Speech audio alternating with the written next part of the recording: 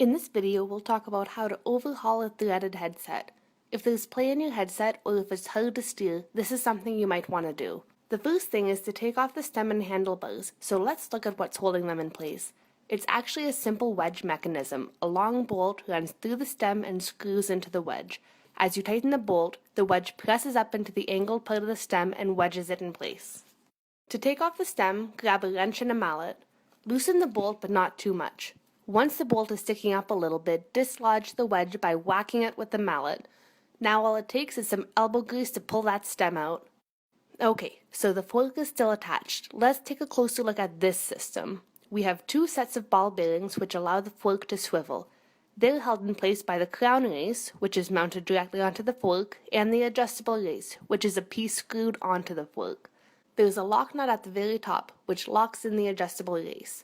Otherwise, as you ride, this race would eventually wiggle off and your fork would fall out. There might also be a couple of spacers or a brake hanger in the headset. To take off the fork, all we need is a large wrench, but we're also going to grab a rag and some packing grease. Loosen the lock nut with the wrench and take it off, along with any spacers or brake hangers. Unscrew the adjustable cup and take out the ball bearings, making sure that your fork doesn't fall on the ground.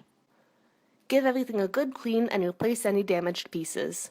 When you're ready, pack fresh grease into the frame's races, press in the bearings, and slide the fork back into the frame.